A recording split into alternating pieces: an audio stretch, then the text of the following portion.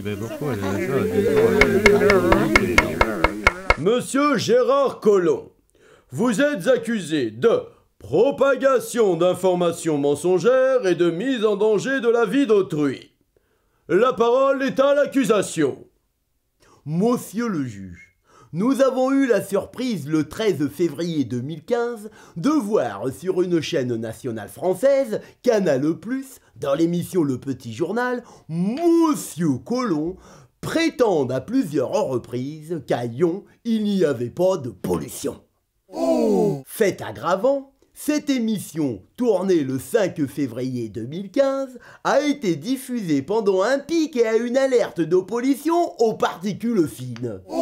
Accusé Gérard Collomb, que plaidez-vous? Je suis innocent, monsieur le juge. Ceux qui m'accusent sont des jaloux qui veulent se faire un nom sur mon dos. D'ailleurs, ceci est mon argumentaire chaque fois qu'on veut me faire des misères. Accusation, pouvez-vous prouver ce que vous dites? Voici l'extrait, monsieur le juge. C'est une cuvette, Lyon, donc c'est très pollué. Non, c'est pas pollué, regardez. On voit pas la pollution. Mais non, il n'y a pas de pollution. En tout cas, elle est jolie, à Paris, la ville. oui, mais là, non. Mais il n'y a pas de pollution à Lyon. Mais qu'aussi qu'il y en a, à beaucoup de niveaux. Il est formellement interdit de pêcher dans le Rhône et dans la Saône. Les alertes à la pollution sont lancées dès que le vent ne souffle plus. Il y a même eu une pollution aux dioxines dans le 8e arrondissement dont personne n'a parlé. Mais enfin, vous êtes fous. Si vous dites qu'à Lyon, il y a de la pollution, les touristes, ils ne vont plus venir à Lyon. Et les investisseurs, vous pensez à tous les investisseurs?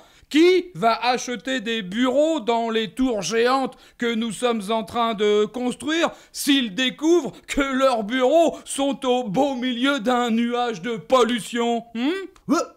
Vous voulez dire que vous avez menti pour la bonne cause? Parfaitement. Non, je n'ai pas menti. Je n'ai pas menti. J'ai dit ce que je pensais être juste. C'est une nuance, une finesse du langage, et le tout pour le bien général et pour ma pomme. Monsieur Gérard Collomb, faire des promesses et ne pas les tenir, ça, vous avez le droit. Mais dire des choses inexactes, il y a tromperie. L'article L97 du Code électoral stipule « Ceux qui, à l'aide de fausses nouvelles, auront détourné des suffrages seront punis d'un emprisonnement d'1 an et d'une amende de 15 000 €. » Or, en répondant à la fausse information qu'il n'y a pas de pollution à Lyon, vous calomniez tous les partis politiques qui disent le contraire. Et vous détournez à votre profit les suffrages des électeurs qui croient que Lyon est une ville saine. Mais enfin, monsieur le juge, si on ne peut plus mentir en politique, mais où allons-nous? Allons-nous, nous? Allons. Article 27, modifié par ordonnance numéro 2916. La diffusion de nouvelles fausses, faites de mauvaise foi et qui aura été susceptible de troubler l'ordre public sera punie d'une amende de 45 000 €. Mais, monsieur le juge, il n'y a jamais eu et il n'y aura jamais de trouble de l'ordre public. Les Lyonnais s'en foutent de vivre dans une ville polluée. Ce qu'ils veulent, moi, je le sais, c'est du gazon de loin en loin et des promenades. Et avec ça, les moutons, les Lyonnais sont contents. Ce qui compte, monsieur le juge, c'est le progrès. Et régulièrement est allumé un cierge géant à Faisin pour fêter ce progrès bienfaisant. Ainsi, Lyon rayonne, même la nuit. Mais monsieur le juge, la société ne peut pas cautionner des mensonges, des gros cracks comme ça. Il est important de protéger la République et son éthique. Éthique et tac et toc. Mais enfin, monsieur le juge, vous avez mieux à faire que juger des gens aussi importants que moi. Je vous rappelle que je suis sénateur, que je suis maire, que je suis président de la métropole de Lyon, président des HCL de Lyon, co-président de la Banque des collectivités locales, etc. Que deviendrait la stabilité de la République si n'importe qui peut accuser un élu qui a autant d'importance que moi-même, d'avoir fait un tout petit mensonge? Enfin, Je veux dire, d'avoir dit ce qui était commercialement important de dire. Accusation, avez-vous fini votre argumentation? Non, monsieur le juge. Nous accusons également monsieur Gérard Collomb de mise en danger de la vie d'autrui. Car en répétant à plusieurs reprises qu'il n'y a pas de pollution à Lyon, malgré des régulières alertes pollution par les particules fines, les asthmatiques et les personnes fragiles qui écoutent Gérard Collomb mettent en danger leur vie simplement en sortant dans la rue. Ridicule!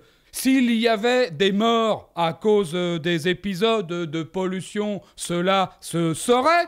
Est-ce que vous pouvez prouver qu'il y a des morts à cause de la pollution à Lyon?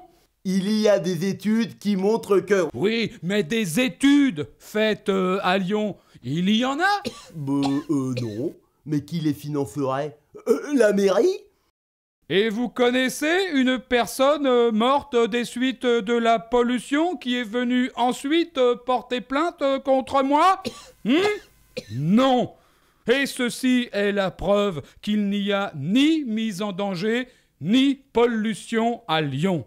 De plus, bon nombre d'associations reçoivent des subventions de la ville de Lyon. Ce serait dommage pour elles d'en être ensuite privées parce qu'elles auraient été pénibles. Très bien, je vous remercie. La cour se retire pour délire délibéré. Et hop! Monsieur Gérard Collomb, bien qu'ayant dit à plusieurs reprises qu'il n'y a pas de pollution à Lyon, n'est absolument pas ridicule et minable. Il a au contraire défendu les intérêts financiers de Lyon et de certaines compagnies. Quant à la pollution, les particules sont trop fines pour être vues, et donc ne sont pas réelles. Par conséquent, Monsieur Gérard Collomb est déclaré non coupable. Quant à Monsieur Guignol, vous êtes jugé coupable de calomnie en accusant à tort notre bon maire de Lyon, jugé coupable d'avoir fait intervenir la justice pour rien, et vous devrez verser des dommages et intérêts à notre bon maire de Lyon. L'audience est levée. Mais c'est pas vrai. Mais c'est pas possible. Ah vraiment, il y a des jours. Il y a des jours. Eh ben quoi, on ne sait plus quoi y faire. Merci, monsieur le juge. On se fait un petit resto ?